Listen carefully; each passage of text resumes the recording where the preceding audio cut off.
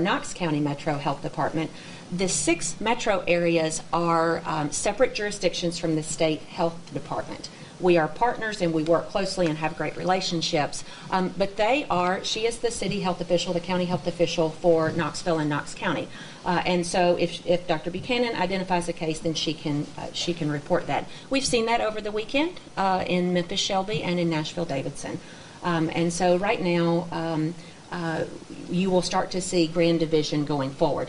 Of note, as I mentioned in the press conference on Thursday, we did identify the first patient's county because that was very shortly after the tornadoes and the severe weather, and we didn't want to make that situation any worse by being non-specific about that case.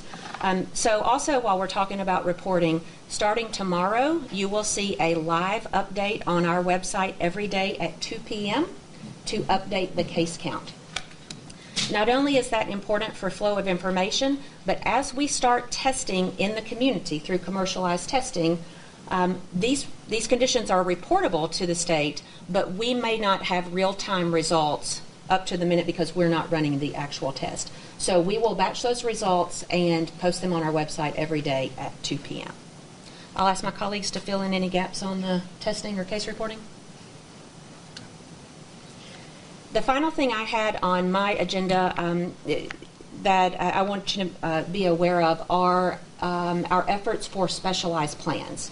If you have been keeping up with the the way this is playing out nationally, one of the very high-risk areas that seem to be affected are nursing homes and vulnerable populations in residential facilities. So we have been proactively working with our nursing homes. We pushed out information towards the end of last week for those groups and are working specifically with those populations on visitor guidelines, patient isolation, testing procedures, and engaging with them actively to make sure that our most vulnerable citizens are taken care of. Other comments about nursing homes? Okay. That concludes our prepared remarks. What I want to do now is I'll start with those in the room first, and then I'll go on the phone. If you would like to share what your organization is doing, or if you would like to share any concerns or needs that you have to raise those, you're welcome to do so. So since we started with Dr. Long last time, I'll start with Commissioner Schwinn this time.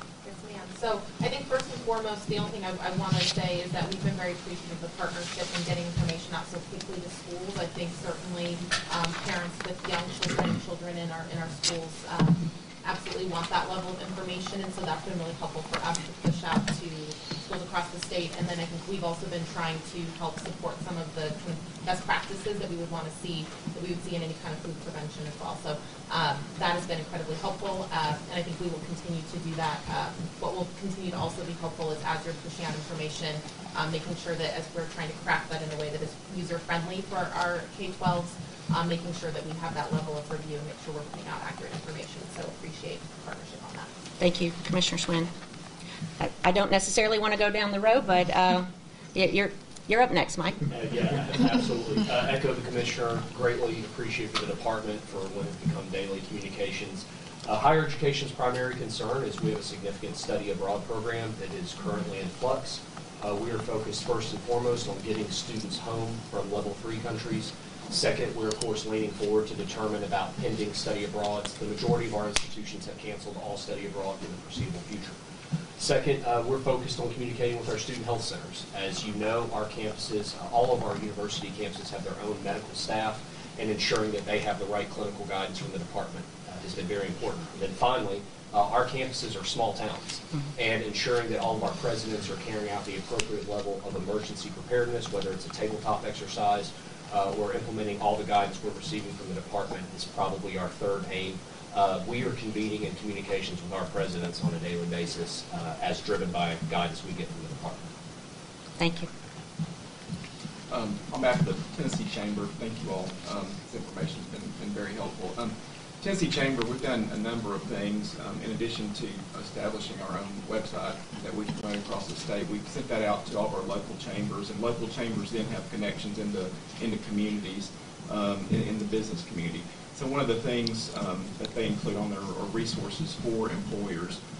We've also convened a working group of some of Tennessee's larger employers to figure out kind of daily what are they doing, how internally and who within the company are they receiving updates, and then sharing that information with the other businesses too. I think they want to be in the know that if cases at a major employer, are revealed, how do they react and what are their next steps.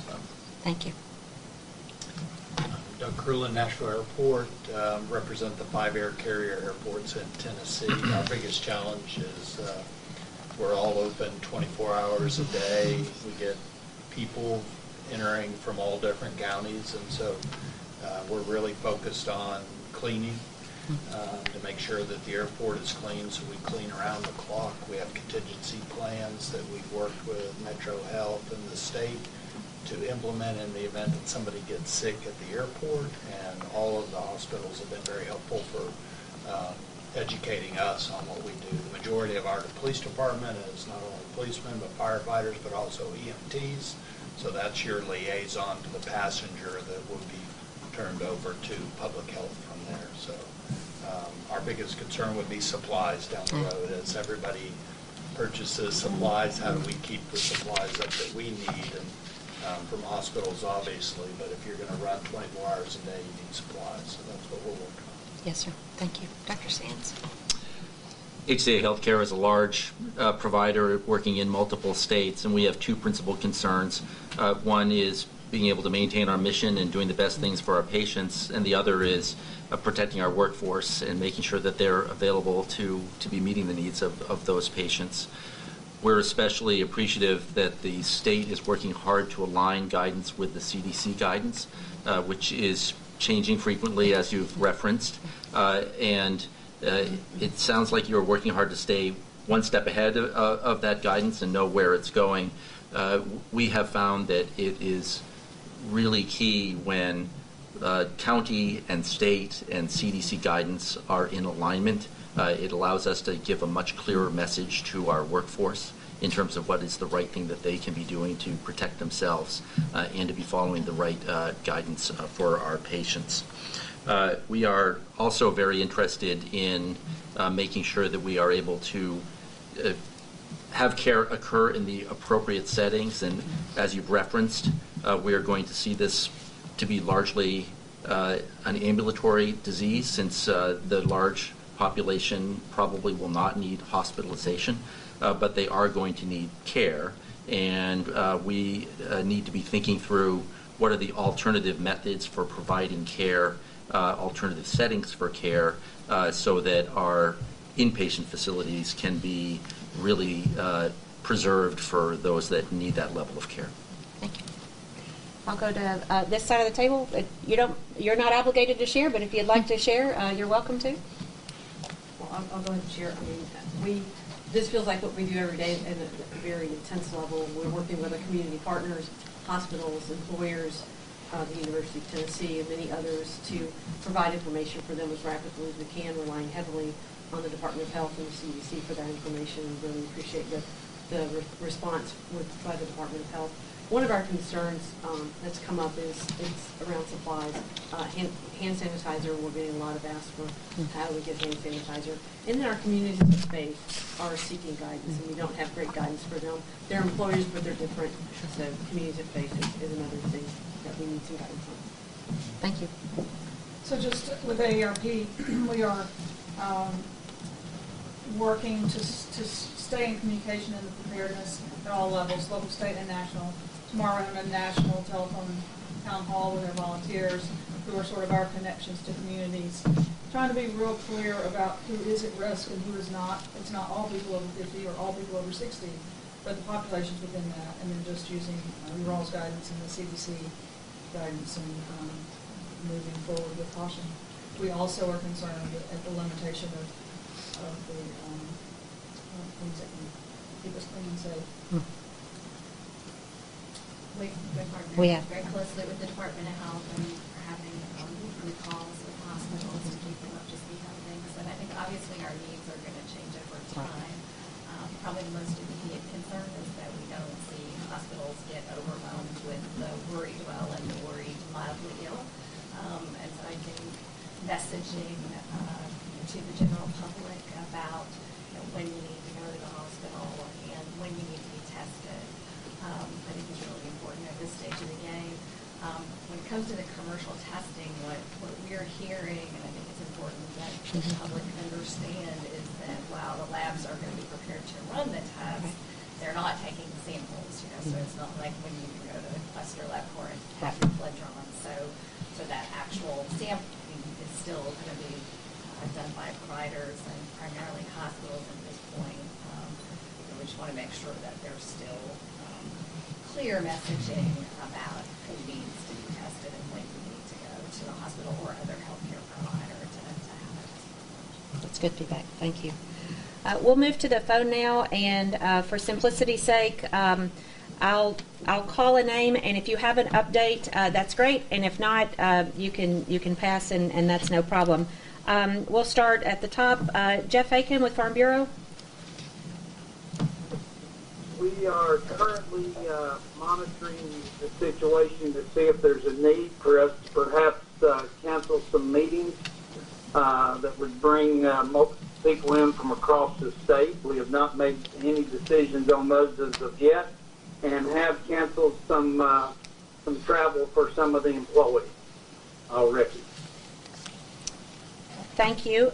Dr. Cross at Regional One Health.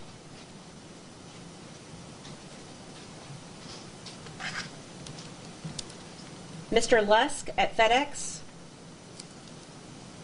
Yes, good afternoon, and I appreciate the opportunity to participate on this collaborative effort to protect the people of the state of Tennessee, including FedEx team members and our customers. We activated our 15-year-old pandemic plan back on January 13th. As you can imagine, we have a presence everywhere around the world, over 400,000 FedEx team members in 220 different countries. So we were first pushed into action with the outbreak in Wuhan province and worked very diligently over there, as well as continue to prepare the rest of the regions around the world, including the United States. We transitioned to a response, from planning to response, about 5 weeks ago, working on those most critical things that we could have an effect on as a business in our country, which is hygiene.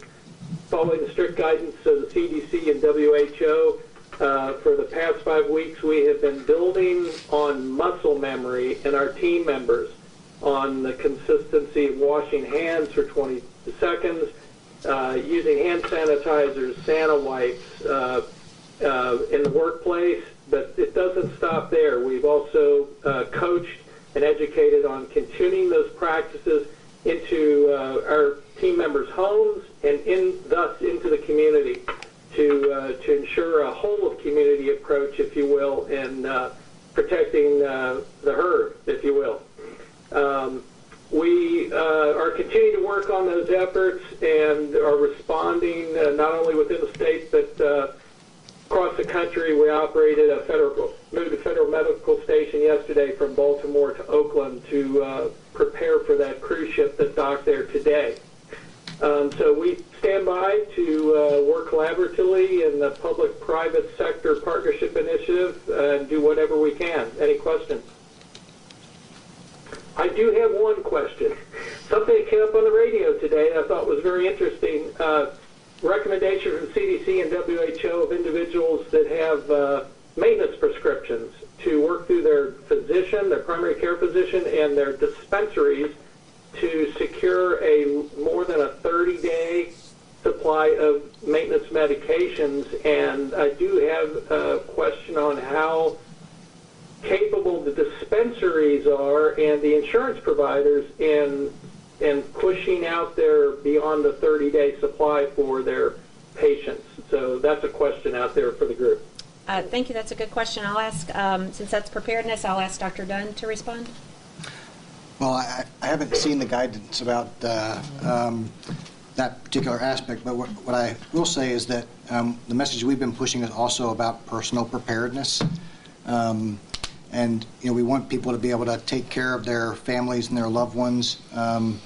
And as we've said several times over the last few days, the tornadoes have been a great reminder to us that we need to be personally prepared, and that includes things like medications and so forth. So I can't comment on the CDC guidance that came out today. I haven't seen that. We've been doing some other things, but we certainly think that's important and goes along with our message of personal preparedness and institutional preparedness and academic institutions and businesses and so forth. So we really appreciate the approach that you described with FedEx in terms of your staff, and we want to encourage that same approach, that it trickles down into our families and into our communities. And I'll just add that we have had some conversations with TennCare and with the Board of Pharmacy to start to address some of those issues to try to ensure that patients that need more than a 30-day prescription, to ensure that those mechanisms are in place for that to happen. Thank you. Next on the list is Dr. Mormon at ETSU. Yeah, so we at the university have already canceled international travel through mid-June and are bringing back our international students from high-risk areas, like most people are, as much as we can. I guess the only concern we have is with the rapid access to commercialized labs. We're already getting demands from clinicians to test people that really do not have significant risk factors, and I think that's going to come up more and more. So I think we're going to need a lot of guidance in terms of the commercialized lab, when we should be testing, especially because we don't really have a good grip on community spread quite yet. So any guidance from you all would be helpful for us. I'll ask Dr. Field to talk about testing criteria and how that should or maybe should not transition as we evolve as we transition into community testing. Sure. Certainly there's been a lot of communication around who should be tested and access to testing in the last week or so, and we certainly are thrilled to see rising diagnostic capacity across the country. At the Department of Health, however, given our ongoing somewhat limited testing capacity, we have continued to use some criteria to determine who will be tested at our state public health laboratory. So we're still using criteria on the epidemiologic side. So has an individual had travel to a high-risk area where there is suggestion of community spread? Have they had contact with a confirmed case? Have they been named as a contact from another jurisdiction? And then certainly understanding if there's an appropriate clinical presentation that seems consistent with the syndrome that we're seeing around the world. And then most recently there had been guidance from CDC to include a carve-out of individuals with very severe pneumonia, something called ARDS, or acute respiratory distress syndrome, where the cause of that couldn't be identified. And so we've also included those individuals in our testing criteria to ensure that, in a way, it's a sort of surveillance to determine if there are people in our ICUs that might be infected with this virus that we might not otherwise know about. So we're still continuing to operate under that set of guidance, which is really the most recent nuanced guidance from CDC, while certainly working to move towards being able to test a broader group of individuals, though being always cognizant of our testing supply and wanting to ensure that the highest risk individuals can be tested when needed. I'll just add, Commissioner Piercy, that at this time and at the beginning of the response, the message from CDC and in state health departments has been the idea of containment and doing that targeted testing and doing a lot of work around those identified cases for the purposes of slowing spread and keeping our communities without those infections as long as we can. But as we're seeing around the world and in other parts of the country, especially on the West Coast, we're learning a lot from our colleagues in other states that are a little bit ahead of us in terms of what's happening in their communities. We know that guidance will be changing, and we're committed to pushing out the best available guidance that we can to providers as those commercial tests become available. Thank you both. Finally on the list, on the phone, I believe, is Ms. Sullivan from Amazon. Hi, everyone. Thanks for all the great work you're doing. So we've been running this for a couple of weeks now, and we have work-from-home policies in 4 locations in the U.S., Seattle, the Bay Area, New York City, and Newark. We are also on probably, am I echoing? I apologize. I You're coming through pretty well here. Okay, great. We also have work from home policy in those locations, and we're also on travel restrictions. So that's domestic and international travel restrictions. We do require approval for any essential travel that is deemed essential through the company. We're continuing to monitor on a daily basis. Other locations, obviously, we're also handling situations in Europe. Thank you. Thank you. Anybody that I missed on the phone? Okay. Before we open the floor for questions, I do want to remind everyone of several resources that we have. On the screens in the room are some of the resources that we use, and we encourage you to use as well. On the screen behind me is the live map from Johns Hopkins, and you can drill down into some of that.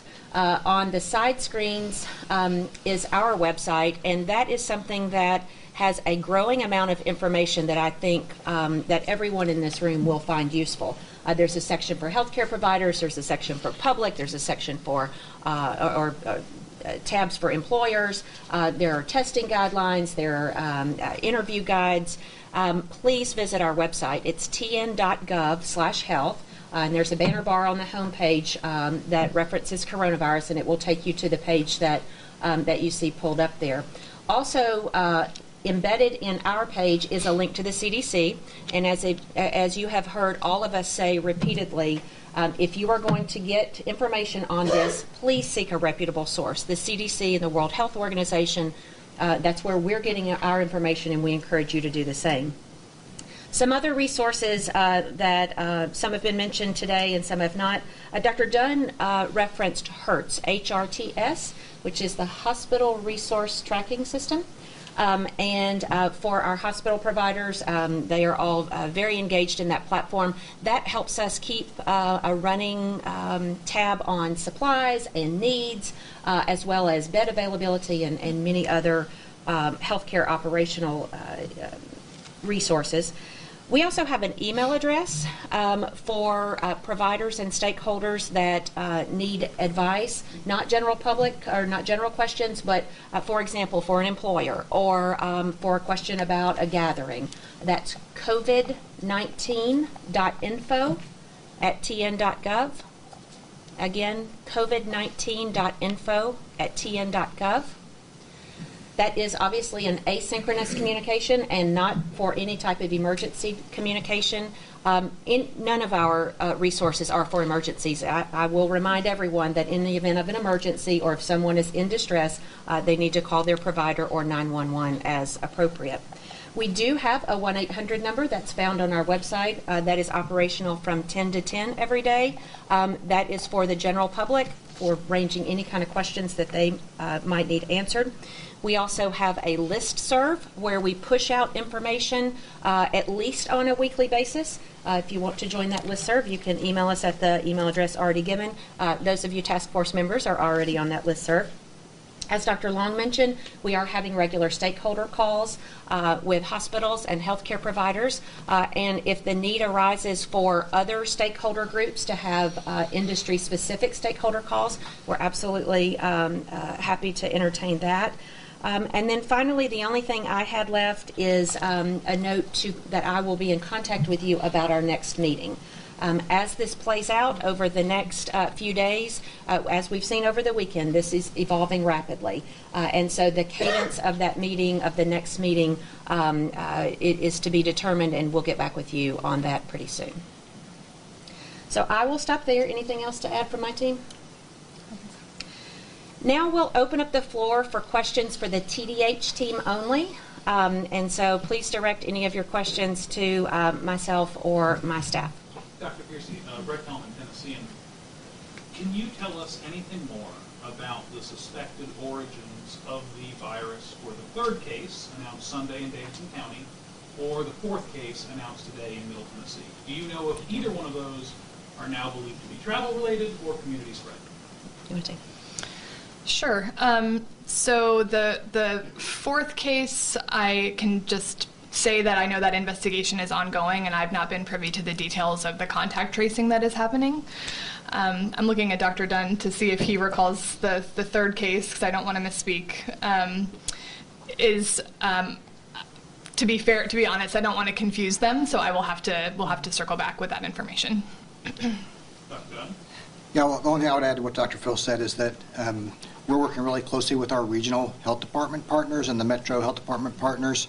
There's a lot of legwork. We kind of refer to that as shoe leather work to do the investigations, to begin identifying contacts, to talk to those people, to talk to employers, to talk to locations where they might have been. So I think as Dr. Piercy said earlier, we can assure you that we are working around the clock and that we are identifying that kind of nexus of activity and contacts and so forth. But it's an ongoing active process at this point that has really been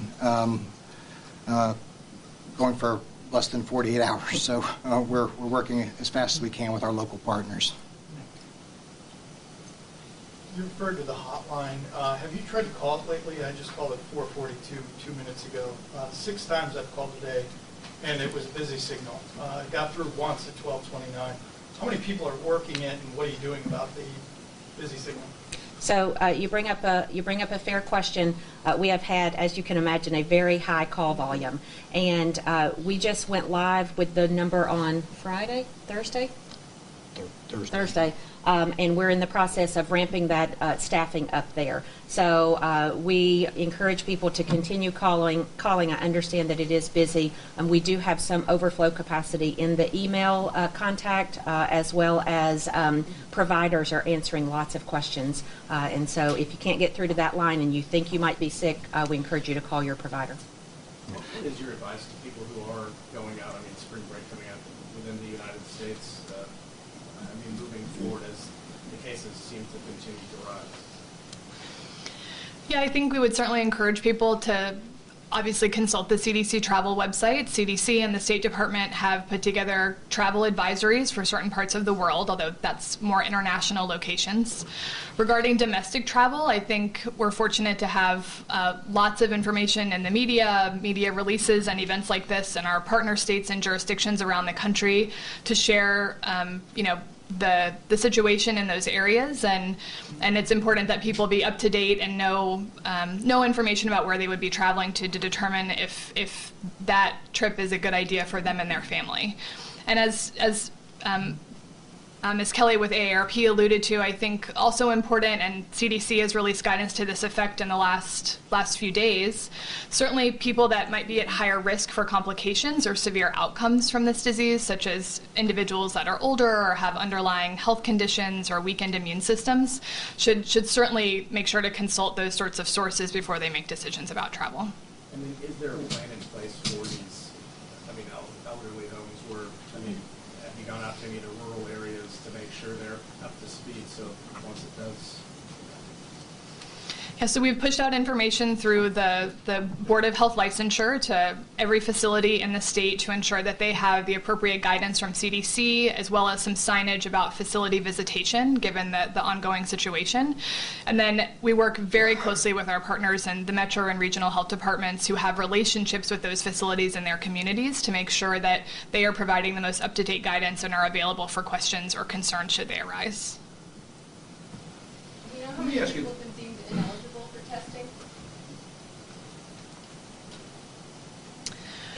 That's not a number that we have easily accessible, but as I've mentioned, we realize that these are challenging consultations, and we've been working to make the very best decisions we can with the information that we have at the time. Do you have estimates?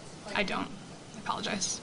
Let me ask this, since you have this policy of not identifying, allowing the only 6 standalone county-operated departments to release information if they want to, and you don't, if you're traveling from anywhere in Tennessee, where do you know where it's safe to go? You got 1 county now out of, you got 2, or I guess 3, but the latest case, there are 41 counties. You have no idea where it is. You don't know whether it's Mont Eagle. You don't know whether it's Tennessee River this way.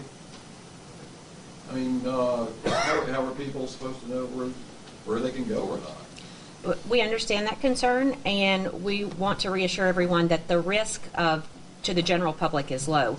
These people, these patients with infections are appropriately isolated and are not a risk to the public, and so we will let the communities know if they are at risk for a broader spread. But at this time, the patients are isolated and do not pose a risk to those communities. The Commissioner, with like bigger counties like Davidson County, for example, they identify the patient, we even know where the kids of that patient go to.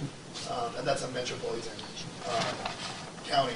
So I'm wondering, I mean, people might be afraid of like not knowing where it is or how to better prepare. So how can you tell what can you tell people that are scared and they are not going to know which county this patient is from? It's a fair question, and I think maybe a little education about contact tracing would help allay some of those fears. So one of my colleagues want to describe the contact tracing process? Sure. So as soon as we identify a confirmed case, we do an intensive interview. These interviews can last hours. Dr. Buchanan can also speak to this, using any available resources to understand a person's activities during the time period where we think they might have been infectious to others. So we use tools like people's cell phones and calendar appointments, and even looking back at credit card records to understand if they made a purchase or ate at a restaurant, or identifying any other activities that they might have participated in during that time period of interest. And then based on the interactions that they had during those activities that are identified, we determine whether or not an individual would be considered a high-risk contact to them. And again, for this disease, we consider a high-risk or a close contact someone that has prolonged contact, more than 10 minutes generally, at a close range, generally less than 6 feet. So being in the same room with someone for a short period of time across the room is not considered a high-risk exposure. And so once we gather all of that information, then we reach out to those individuals individually that have been named as contacts and advise them of their possible exposure to COVID-19, and require that they then restrict their movement for a period of 14 days from the date of exposure. And then public health continues to check in on them and their health status on a daily basis. Have you reached out to everybody that was on the flight, though, that the first person that was identified? So the first person when they traveled was healthy. And so I think that's also important. We contact trace based on when a person's symptoms started and when we believe they were at the highest risk of transmitting to others. So during that travel, as I believe was in a press release, they were well. We have hundreds of thousands of uninsured Tennesseans. Some cities and states have made a commitment to make sure that they can get tested or get cured, even if they don't have coverage. Is Tennessee going to make a similar commitment? So, as you point out, we do have some uninsured citizens of Tennessee, and we will take care of them just like we take care of them now for any of their other health needs. And how would you do that? You don't have state hospitals or anything like that. We have multiple safety net providers across the state, as well as multiple providers that take uninsured patients. So this isn't any different than them seeking care for any other condition without insurance. Would the state reimburse those counties, say like an Erlanger Medical Center in Chattanooga, if they were spending money on that? There are already multiple mechanisms in place to offset the cost of charity care and uncompensated care in those facilities. You all said that there were 49 patients tested or positive. Were the rest of them negative, or are you still awaiting results from a group of those? So the ones that we haven't announced are all the rest of them are negative, yes. At this point, has I'm sorry, all of them are what? Negative. At this point, has anyone from the state health department given any guidance or had any discussions with the organizers of some of the major events that come out, like the SEC tournament, the NRA conference, the CMA Fest, Bonnaroo? Big things where lots of people come here and then get very close to each other for extended periods of time. So the jurisdictions where many of those events are being held have already had proactive conversations with organizers of many of those events about contingency plans and many of the guidance that has been released by CDC about mass gatherings and events. What recommendations are given to the employers of those patients that have been confirmed? Are you recommending social isolation with the rest of their coworkers, or what are you essentially doing? So again, it really depends on the degree of interaction between a colleague and their coworker that was confirmed to be COVID-19 positive. And so we work really hard to understand exactly what those interactions are and make those assessments based on those nuanced details. So it's difficult to make sweeping generalizations. We really want to understand the nature of the interaction between those people. That's going to be our last question for today. Dr. Piercy, do you have any closing comments? I do not, except for expressing appreciation to this task force. I realize that we called you together quickly. I will give all of the credit to the governor. It was with his urging that we called you together, and I feel like we have a very good group that's brought together, representing several different sectors. I also recognize the fact that this task force was announced just hours before the first case. So it was very timely, and I know that you all came together very quickly on Thursday morning when we announced the first case, and that we mobilized you very quickly for this meeting. So please know how much we appreciate your service and your expertise, and we stand ready to help you however we can. Thank you. Thank you, everyone.